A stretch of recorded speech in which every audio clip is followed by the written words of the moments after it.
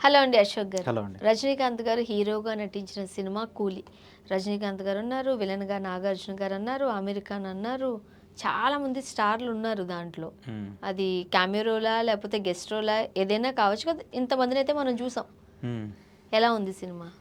LCU 'Lokesh Kanagaraj universe' ఆ! ఇది ఇది ఎందుకు పేరొచ్చిందో నాకు తెలీదు గానీ, ఒక సినిమా హిట్ అయితే, ఆ సినిమా స్టోరీని ప్యారలల్‌గా సాగదీస్తున్నారనిపిస్తుంది. హ్మ్. లోకేష్ కనకరాజు గారు ఈ సినిమాకి సంబంధించి స్టోరీ సెలక్షన్ కావచ్చు, మిగతా అంశాలు అసలు స్టోరీని పక్కన పెడితే ఇంతమంది హీరోలు ఉండటం ఏంటనేది ఒక పెద్ద చర్చగా మారింది. ఎందుకంటే సినిమా ఓకే అయిన దగ్గర నుంచే ఈ సినిమా ఏదో ఒక వేరే లెవెల్‌లో ఉంటదని చెప్పేసి ఒక చర్చ జరిగింది. సరే ఈ ట్రైలర్ చూసినా లేదంటే మిగతాది ఇంకోటి సాంగ్స్ మంచి చూసినా హైప్ కూడా ఒక వచ్చింది. హైప్ వచ్చింది. ఎందుకంటే ఎక్కువ హైప్ వచ్చిన సినిమాకి ఆడియన్స్ ఇంకా ఎక్కువ ఎక్స్‌పెక్టేషన్స్ ఉంటాయి కదా! ఒక అవును. సినిమానో, ఒక సాంగో లేదంటే ఒక సీనో బాగా వైరల్ అవుతుంది అనుకున్నప్పుడు అబ్బా! సినిమా ఇంకెంత బావుంటది అనేటువంటి ఒక ఎక్స్‌పెక్టేషన్ ఉంటది. సరే ఈ సినిమాకి సంబంధించి ఇప్పుడున్నటువంటి 'కూలీకి' సంబంధించి ఎలా ఉందని చూసుకుంటే ఫస్ట్ హాఫ్ బావుంటది. అంటే ఏదైతే మార్క్ కనిపించాలని మనం ఎక్స్‌పెక్ట్ చేస్తామో ఆ మార్క్ అయితే కనిపిస్తూ అంటే వచ్చింది. మెయిన్‌గా పాత్రల ఎస్టాబ్లిష్‌మెంట్ వరకు బ బావుందంటారు. పాత్రల ఎస్టాబ్లిష్‌మెంటు, ఆ స్టోరీ లైన్ గావచ్చు, ఇంట్రడక్షన్స్‌కి సంబంధించినటువంటి సీన్స్ కావచ్చు, రజనీకాంత్ గారి ఎంట్రీ సీన్ గావచ్చు, ఇవన్నీ కూడా బావుంటాయి. మెయిన్‌గా ఏదైతే మాస్ ఎలివేషన్‌ని లోకేష్ కనకరాజు ఎలా అయితే చూపిస్తాడో, అలా చూపిస్తూ వచ్చాడు. సో, అది అది చాలా బావుంది. చాలా మంచిగా తీస్తూ వచ్చారు. అదంతా కూడా బాగా ప్యారలల్‌గా నడుస్తూ వచ్చింది. రెండోదొచ్చేసేసి సెకండ్ హాఫ్ వచ్చేసరికి ఎమోషనల్ టచ్‌తో ఎక్కువగా నడుస్తూ ఉంటది. ఫస్ట్ హాఫ్ అంతా కూడా మాస్ ఎలివేషన్స్, ఫైటింగ్ సీన్స్ లేదంటే ఈ కబ్జాలు, లేదంటే ఈ హ్మ్. డ్రగ్స్‌కి సంబంధించినటువంటి సీన్స్‌ని వీటన్నిటిని కూడా ఎక్కువగా చూపిస్తూ ఉంటారు. అదంతా కూడా బావుంటూ ఉంటుంది. ప్రీ ఇంటర్వెల్ వరకు బావుంటది. ఇంటర్వెల్ బ్యాంగ్ కూడా బావుంటది. అంతటితో అయితే బాగా ముగిస్తూ వచ్చారు. కానీ సెకండ్ హాఫ్ వచ్చేసరికి ఎక్కువగా శృతి హాసన్‌కి సంబంధించిన సెంటిమెంట్ సీన్స్, వాళ్ళ ఫాదర్ కోసం ఆమె ఫైట్ చేసే విధానము, ఆళ్ళ ఫాదర్ నాగార్జున గారి దగ్గర ఇరుక్కుపోవడం, ఇలాంటి సిట్యుయేషన్స్ అన్నీ కూడా జరుగుతూ ఉంటాయి. దానికోసము రజనీకాంత్ గారు ఎలా ఫైట్ చేస్తారు, ఏంటి ఇవన్నీ కూడా ప్యారలల్‌గా కనిపిస్తాయి. ఈ మధ్యలో వచ్చేటటువంటి ఉపేంద్ర గారు కావచ్చు, లేదంటే హ్మ్. కన్నడకి సంబంధించినటువంటి కొంతమంది హీరోలు కావచ్చు, లేదంటే దాంతో పాటు మలయాళంకి సంబంధించినటువంటి ఆయన 'మంజుమల్ బాయ్స్‌లో' నటించినటువంటి ఆయన కావచ్చు, ఆ ఆయన తర్వాత డాన్స్ ఎరగ్గొట్టేసారుగా. అదే ఆయన నెక్స్ట్ 'అమీర్ ఖాన్' గారు కావచ్చు, వీళ్ళందరూ కూడా కొన్ని వాళ్ళ పాత్రకు సంబంధించి ఓకే. పర్వాలేదు అనిపించారు. అయితే ఏదైతే 'మౌనిక' సాంగ్ మాత్రం థియేటర్‌లో మాత్రం చించేసిందని చెప్పవచ్చు. ఆ సాంగ్ వరకి చాలా బాగా సూపర్‌గా ఆడియన్స్ అయితే బాగా ఎంజాయ్ చేస్తారు.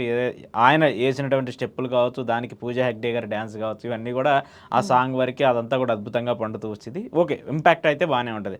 రెండోదేంటంటే మెయిన్‌గా స్టోరీకి సంబంధించి చూసుకున్నప్పుడు, ఏదైతే స్టోరీని డిఫరెంట్‌గా చూపించాలనుకోని లోకేష్ ఏదైతే ప్లాన్ చేస్తూ వచ్చారో, దాంట్లో కొంచెం ఫెయిల్ అవుతూ వచ్చారు. మెయిన్‌గా ఆయన ప్రీవియస్ సినిమాలు 'విక్రమ్' చూసుకున్నా, లేదంటే 'ఖైదీ' చూసుకున్నా, లేదంటే అంతకుముందు వచ్చినటువంటి సినిమాలన్నీ చూసుకున్నా కూడా, ఆయన ఎక్కువగా ఒక డ్రగ్స్ అనేటువంటి ఒక మహమ్మారి ఎలా ఉంటది, దానివల్ల ఎలా చనిపోతున్నారు, దానికి సంబంధించి వెనకాల ఒక కార్పొరేట్ సిస్టమ్ ఎలా ఉంటుంది, వాళ్ళు ఎన్ని కోట్లు సంపాదిస్తున్నారు, దానివల్ల ఒక ఎంత పెద్ద సామ్రాజ్యాన్ని ఏర్పాటు చేసుకున్నారు అనేటువంటి ఒక స్టోరీని ప్యారలల్‌గా జరుగుతూ వచ్చేది. 'ఖైదీ' చూసుకున్నా అలానే ఉంటది. ఆ తర్వాత 'విక్రమ్' చూసుకున్నా అలానే ఉంటది. ఆ తర్వాత వచ్చేటువంటి సినిమా చూసుకున్నా అలానే ఉంటాయి. వీటన్నిటికి కూడా లింకప్ చేసి లైనప్ చేసుకుంటూ ఉంటారు. సో, 'ఖైదీ' ఇంపాక్ట్ మనకి ఆ 'విక్రమ్‌లో' కనిపిస్తుంది. 'విక్రమ్' ఇంపాక్ట్ ఇంకో దాంట్లో కనిపిస్తుంది. యాజ్ ఇట్ ఈజ్‌గా ఎలా అయితే ఇంపాక్ట్స్ మనకు కనిపిస్తూ వచ్చాయో, 'కూలీలో' కూడా ఆ సింప్టమ్స్, ఆ సిట్యుయేషన్స్ అన్నీ కూడా కనిపిస్తూ వస్తాయి మనకి. అంటే ఈ సినిమాకి ఇంకెక్కడో సింక్ ఉన్నట్టుంది. లేదంటే ఈ సీన్‌కి ఇంకెక్కడో సింక్ ఉన్నట్టున్నది కూడా మనకి క్లియర్‌గా కనిపిస్తుంటది. అయితే రజనీకాంత్ గారు ఈ వయసులో కూడా ఆయన ఆయన నుంచి మనం ఏదైతే ఎక్స్‌పెక్ట్ చేస్తామో, ఆ స్టైల్ కావచ్చు, ఆ డైలాగ్ డెలివరీ కావచ్చు, అద్భుతంగా ఉంది. ఆయన మాత్రం ఆయన పాత్రకి న్యాయం చేశారని చెప్పేసి అనుకోవచ్చు. మూడో విషయం ఏంటంటే విలన్‌గా నాగార్జున గారు. నాగార్జున గారైతే ఎప్పుడూ కూడా మనం విలన్ రోల్‌లో చూడలేదు. ఆయన చూడలేదు. మన అదే కదా! మన్మధుడు అని ఎలా అయితే మనం ఫీల్ అవుతూ ఉంటామో 'మన్మధుడు', ఒక మాస్ ఇవన్నీ చూసాం. ఒక రొమాంటిక్ సెన్స్‌లో కూడా చూసాం అవును. 'నాగార్జున' గారిని. ఈ సినిమాకి సంబంధించి ఒక విలన్ రోల్‌లో డిఫరెంట్ క్యారెక్టర్‌ని ఇక్కడ నాగార్జున గారు ప్లే చేస్తూ వచ్చారు. ఒక విధంగా ఆయన సింగిల్ మ్యాన్ షో కూడా చూపించారనుకోవచ్చు. ఎందుకంటే హ్మ్. చాలా బాగా ఆయన యొక్క పాత్రకు సంబంధించి పాత్ర ఏంటంటే అంత వ్యాలిడిటీ అంత విలన్‌కి ఎక్స్‌పోజ్ చేసే అంత పాత్ర కాదు. కానీ ఆ పాత్రను కూడా ఆయన అద్భుతంగా నటించుకుంటూ వచ్చారు. కానీ మేబీ ఇప్పుడు 'కుబేరాలో' ఇప్పటివరకు చూడని 'నాగార్జున' గారిని మనం చూసాం. అవును. మేబీ అంత క్రూయల్ విలనిజం ఉంటే మనం డైజెస్ట్ చేసుకోగలమో లేదో అని కనగరాజు గారు ఆలోచించారేమో. లేదు. ఏమైతదంటే యాక్టర్‌కి ఎప్పుడు కూడా కొత్త పాత్రని ట్రై చేస్తూ ఉన్నప్పుడే వాళ్ళలో ఉన్నటువంటి ఒరిజినల్ నటన అనేది అవును. బయటకొస్తా ఉంటది. ఇప్పుడు ఎప్పుడూ ఒక విలన్ ఆ ఫైట్ సీన్స్, ఆ కొట్టుకోవడం, హీరోగా ఉండి ఆ రొమాన్స్‌లు అవి చేస్తా ఉంటే పెద్ద డిఫరెంట్‌గా అనిపియదు. డిఫరెంట్ క్యారెక్టర్‌ని చూజ్ చేసుకొని దాన్ని సక్సెస్‌ఫుల్‌గా మనం డెలివర్ చేసినప్పుడే ఒక నిజంగా నటుడికి సంబంధించి మనం సంతృప్తిగా నటించామనేటువంటి ఒక ఫీలింగ్ వస్తుంది.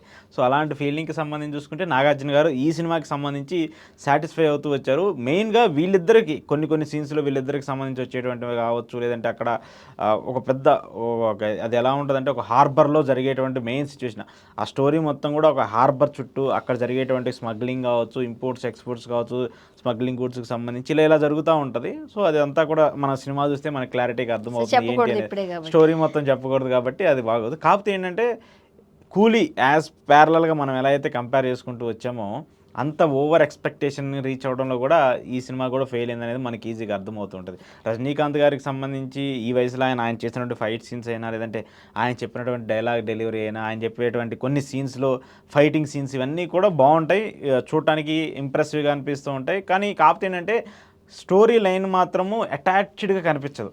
ఆ ప్యారలల్ స్టోరీ ఒక ఫ్లోలో ఏదో వెళ్ళిపోతూ ఉంటుంది, సాగిపోతూ ఉంటుంది. నాగార్జున వస్తాడు, లేదంటే ఉపేంద్ర వస్తాడు, లేదంటే అమీర్ ఖాన్ వస్తాడు, ఎందుకు ఫైట్ చేస్తున్నారు ఏంటి అనేది కూడా కొంచెం కన్ఫ్యూజింగ్గా ఉంటుంది. కాకపోతే అక్కడక్కడ చిన్న సస్పెన్స్ సీన్లు ఉంటాయి. అవన్నీ కూడా మనకి కొంచెం ఓకే, ఇప్పుడు దాకా జరిగిన స్టోరీ దీనికోసం అనేటువంటి ఒక సస్పెన్స్లు ఉంటాయి, ఒక 2-3 సస్పెన్స్లు ఉంటాయి. ఆ సస్పెన్స్లు కూడా మనకు బాగా ఇంట్రెస్ట్ని క్రియేట్ చేస్తూ ఉంటాయి. ఇక్కడ కూడా ఏంటంటే ఈ సినిమాకి సంబంధించి కూడా క్లైమాక్స్కి వచ్చేసరికి ఓకే దీని వెనకాల ఇంకా ఉంది అనేటి ఒకదాన్ని కూడా లోకేష్ ముందుగానే ఒక హింట్ ఇచ్చేసేసి వదిలేసుకుంటూ వచ్చాడు. అంటే ఇప్పుడు కూలీ 2 కూడా వచ్చే అవకాశం ఉంది. అంటే కూలీ 2 కాదు, దీనికి ఆయన ఏదో ఒకటి అటాచ్ చేస్తూ ఉంటాడు కదా.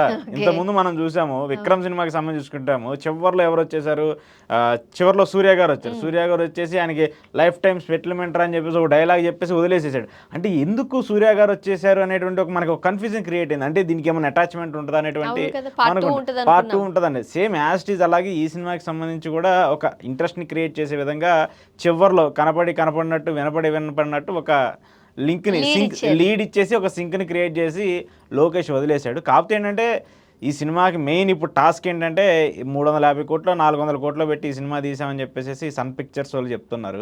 మరి ఆ 400 కోట్లని ఎలా రికవర్ చేయాలనేదే ఇప్పుడు ప్రొడ్యూసర్లకు కావచ్చు, ప్రొడ్యూసర్లకి డిస్ట్రిబ్యూటర్లకి అది ఒక కష్టంగా ఉండేటువంటి అవకాశం ఉంటుంది. ఎందుకంటే అంతంత పెద్ద బడ్జెట్ సినిమా తీసినప్పుడు ప్రతి ఒక్కళ్ళు అది ఆడాలనే కోరుకుంటాం. మీరైనా నేనైనా ఎవరైనా ఆడియన్స్ అందరూ సినిమాకి వచ్చి చూడాలని చెప్పేసి. కాకపోతే ఏంటంటే ఒక సినిమాకు ఉన్నటువంటి ఎక్స్పెక్టేషన్స్ని ఆ ఎక్స్పెక్టేషన్స్ రీచ్ అవ్వకుండా ఆ మౌత్ పబ్లిసిటీ కంటిన్యూ అవ్వకపోతే మాత్రము సినిమా థియేటర్లో లాంగ్ టర్మ్ కంటిన్యూ అయ్యే పరిస్థితులు ఉండవు. ఇప్పుడు అమీర్ ఖాన్ గారు యాక్ట్ చేశారని అన్నారు, ఆయన క్యారెక్టర్ ఎట్లా ఉంది, ఎంతసేపు ఉంది? ఆయనది చాలా తక్కువ క్యారెక్టరే ఉంటుంది. అంత అంటే సినిమా మొత్తం 2.5 hours 2 hours 40 minutes ఉండే క్యారెక్టర్ ఏం కాదు.